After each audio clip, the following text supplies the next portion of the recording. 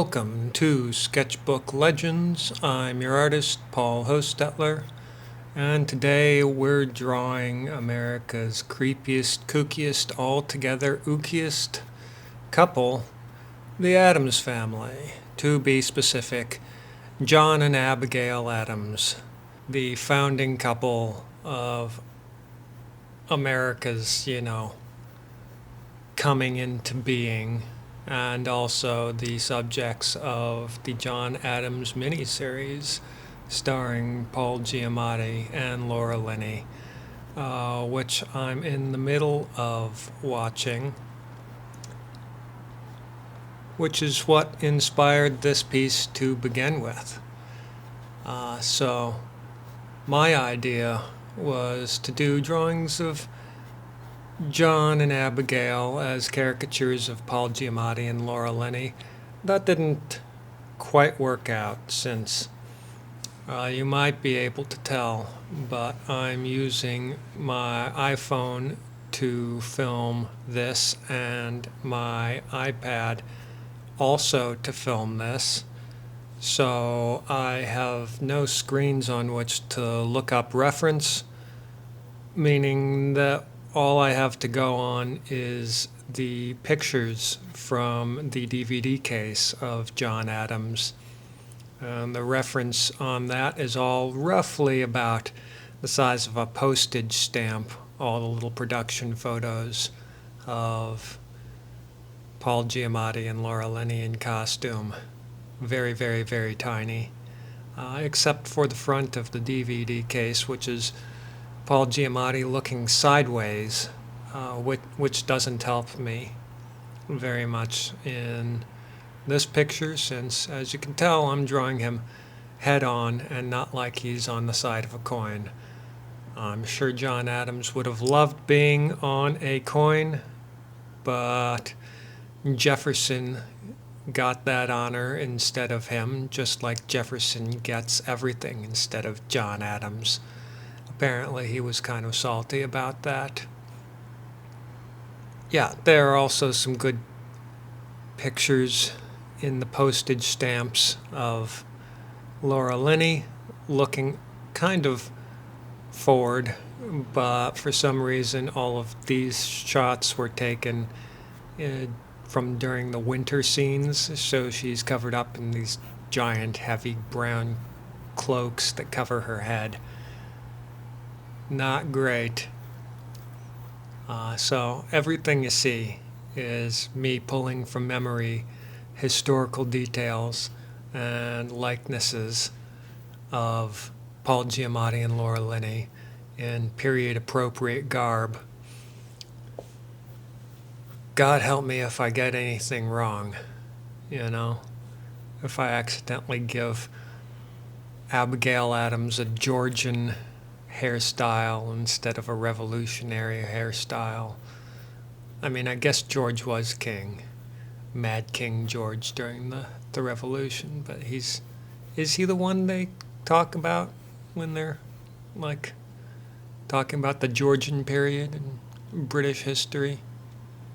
But the miniseries, the John Adams miniseries, has given me a new respect for the Adams family, which is what I'm going to be calling them the entire way through, the Addams family, or Paul Giamatti and Laura Linney. Just because as I'm watching it, I can't see anybody but Paul Giamatti in the performance. Only in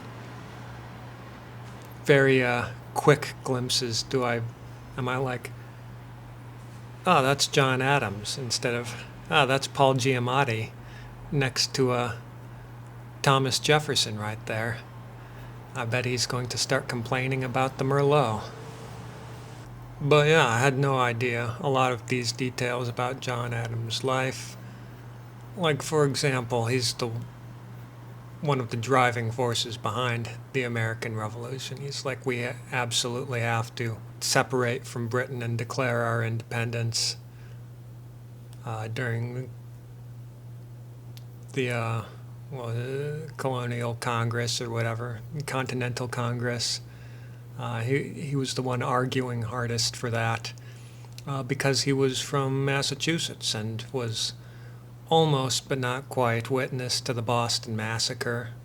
He was in the thick of the Tea Party shit and the intolerable acts where the British started really hammering down and being utter jerks to the colonies and expressing in, terms as harshly as possible that they did not consider the colonial people to be proper citizens of Britain, and that if Britain wasn't going to give them those rights, then they'd have to take them for themselves. And I'm struck by the contrast between the integrity the Founding Fathers had and, their problems with that, and the sort of personalities that become politicians today who seem far more focused on political expediency than moral principle. Maybe I just know slightly too much history, but I don't know enough to get deep into the thick of it. But it certainly seemed like, according to the miniseries, and from what my wife has told me from actually reading books about John Adams and the colonial period, that it was the slave owners and the pacifists who were giving the most opposition to revolution. And Adams was the one who was charged with cajoling all of these folks into supporting an American Revolution, which I can see how he might be good specifically at that, but quite bad at all the other tasks they set for him. For example, diplomacy. They sent him to France to get the French to, support and finance the American Revolution. He wasn't very good at that. Ben Franklin was good at that. Thomas Jefferson was good at that. Paul Giamatti was not good at that. He's a cranky, tiny little potato-looking man. He does not really fit in with the French or the French way of doing things. He likes to talk directly into people's eyes, extremely loudly and extremely angrily. Excellent for a lawyer, excellent for a debate club, not so much when you're trying to pull money out of other nations. I've just gotten to the part in the miniseries where he's lost the presidential election. George Washington won, and he's complaining about that, and Laura Linney has to talk him down, being like, you got like 30 more votes than anybody else that was running except George Washington. That makes you vice president, which is how it worked back in the olden-timey days. Not a great system. Hard to say if the system we have today is any better. One thing that was great is that there was no campaigning back then. You just got a sheet of paper with a bunch of guys' names on it, and it was up to you, the landowning white male, to figure out who you thought would make a really good president. And by all accounts, George Washington was probably actually really the best option. And that's despite his immense moral hypocrisy when it came to issues like slavery and westward expansion. Washington was a huge slave owner. He knew slavery was wrong. He wrote that down. He said it out loud. He continued to own slaves until his death. His wife freed the ones that she owned upon her death. At any point, he could have spread freedom to an extra 130 odd people, and he didn't. But that's one of the reasons I didn't choose to draw George and Martha Washington. One thing I liked about the Adams in this series is that, being from Massachusetts, even though he owned a farm, John Adams was not a slave owner. Thomas Jefferson, George Washington, both of them from Virginia, definitely slave owners. Both of them, to their credit, for what that's worth, completely willing to give up their slaves if that was required for creating a separate nation from Britain. But both of them, I think, also secretly knew that that would not be happening, since the Deep South was very, very, very attached to the idea of slavery and of continuing to ship over slaves from Africa and keep them and treat black people all across the country like property. I used to think that the original sin of America was the genocide of the Native Americans, but the more I learn about it, I'm turning around to believing that it was slavery that has kind of poisoned America from the start and ruined every good thing that we have going for us. Just the idea that some people are not equal to others is the one thing that continues to undermine the idea that all people are equal, which is what's written down. We have at least that. Now, I personally think I did a reasonable job with the Laura Linney likeness, and not so great a job with the Paul Giamatti likeness. My wife, on the other hand, thinks I captured Paul Giamatti pretty well, but she doesn't see Laura Linney in there at all. What can I say? You can see what I'm doing with these. Oh, that's not gonna look good. Did a pretty bad job with that vest there. Not quite long enough. That's how they wore their things. They'd stick their hands in their vest pocket or their waistcoat, I think they called it back then. Just shove their actual jackets to the side. So, that's the level of historical accuracy you can count on from me. Well, they make a point in the series to portray John Adams as kind of schlubby and plain, and a bunch of the other people that they meet to be a little bit fancier, with the brocaded jackets with shiny fabric and patterns sewn in. John Adams just wears brown. The whole series, up to what I've watched. Abigail Adams wears brown, and there's one point in France where they wear shinier fabric because I think that's all that's available. But he goes home, he immediately switches back to wearing brown.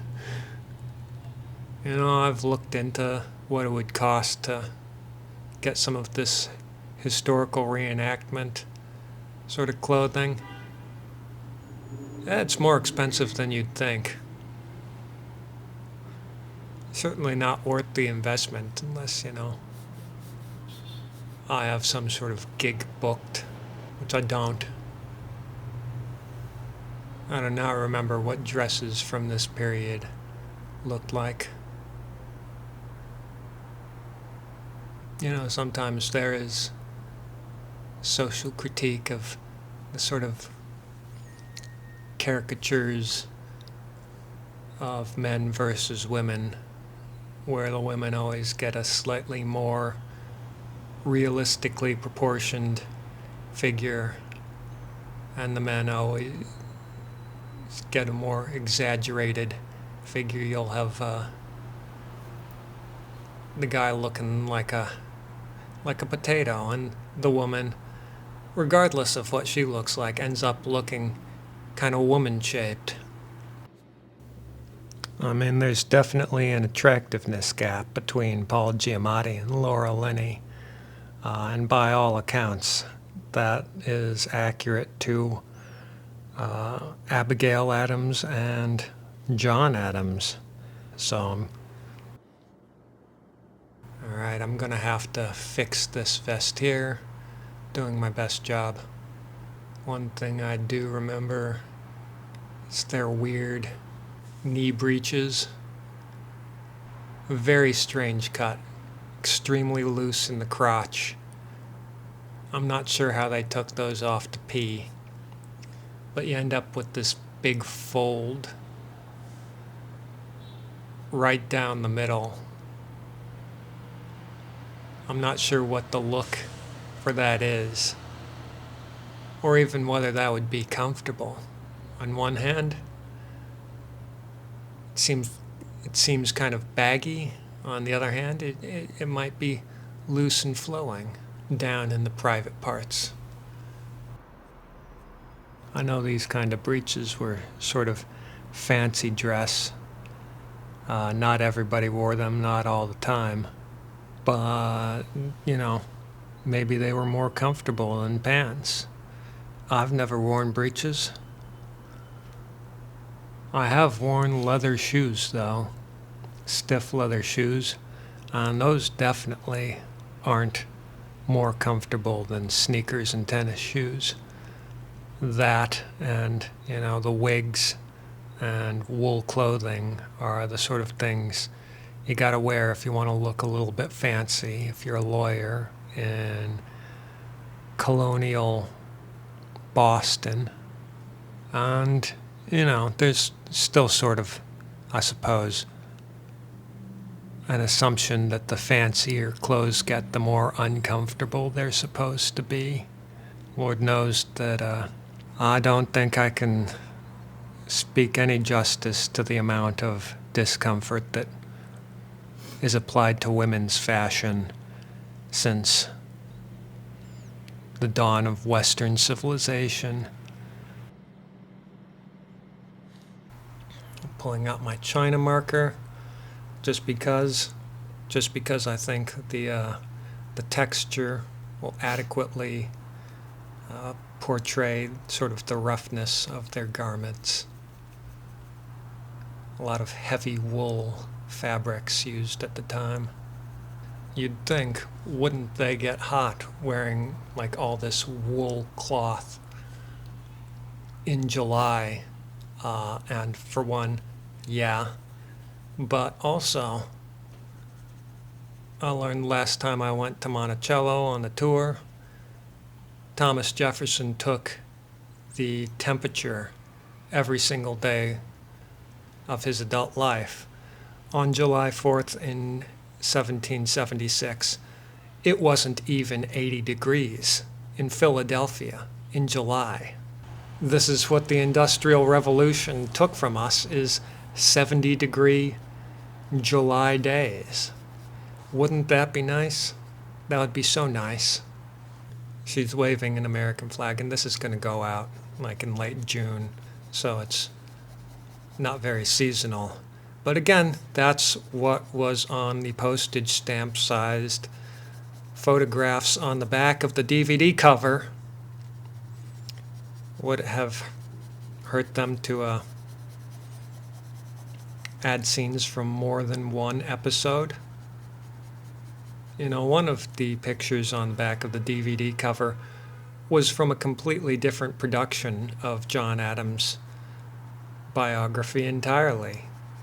Two completely different actors, not Laura Linney or Paul Giamatti, just two random, I'm going to guess British people for a BBC production, which, doesn't seem right at all. The BBC can get their filthy, limey mitts off of our revolutionary heroes. No kings. You know, the more I use this China marker, the more I like it. I'm not sure in what capacity I like using it most, but it definitely adds a texture that I like, and I enjoy putting it down on paper too. It doesn't smudge like normal pencil. And it adds a texture that you simply cannot get with ink. My only qualm with it is that, as you can see, it's got a huge fat tip that I don't know that you could reliably file that down to a point to do detail work. So I guess I'll just have to be satisfied with this as a texturing tool or a tone tool. I know that John Adams in real life had these buggy eyes, but Paul Giamatti definitely does. It's just hard to translate that into line work. I think where I went wrong is that I've seen other caricatures of Paul Giamatti in like the New Yorker or whatever, and just because one kind of exaggeration works for one artist doesn't necessarily mean that that's the way to go for my style of art. And with very little reference of my own, I ended up pulling as much from somebody else's caricature as I was from Paul Giamatti himself. I mean, like, there's not really a lesson to be taken from this other than that sometimes caricatures take a couple of iterations to get right. I mean, if you're doing caricatures at a county fair or something, you got to get it right in one go. Caricatures are hard, but you can always, just like the county fair guys, there's a box of tricks that they can always pull from. Really what they do is they have a set in their mind of various different kinds of eyes and features and nose and mouths and cheek shapes and foreheads that they can pull from. Kind of like how the police sketch artists sometimes have like the different cards that you can swap out, say blue eyes, green eyes, almond-shaped eyes, and they'll just lay out different cards with different features, and that way they can draw like 10,000 different people by just drawing different combinations of like the same 20 features every time. It seems like both a pretty easy and an incredibly hard way to make a living, but that goes for all of the skilled trades. Now, I haven't talked a lot about the actual Abigail Adams, but that's because history is not kind to women. She didn't get to be in the room where it happened, but by all accounts, nobody would have been in the room, and it would not have happened if it hadn't been for her, being the shadow political advisor to John Adams, tempering his more emotional outbursts and opinions and keeping him on task to accomplish the goal of America. Many history books call her America's founding mother. The kids' versions throw in Betsy Ross as the female representation in terms of the laws and what got written down on the sheets of paper that are actually important. It sounds like Abigail Adams had more to do with that than a lot of the people that you read about in the history books. It's going to add a little shininess to John Adams' bald, potato-shaped head. And it's time to whip out that deleter, whiteout pen, fix that waistcoat. What I'm doing is sometimes you need to do a little pressing in order to get the white part of the ink to flow properly. Otherwise, it's not as opaque as possible. But these are the kind of tricks that I've picked up as an illustrator. I know how light a line has to be before it's not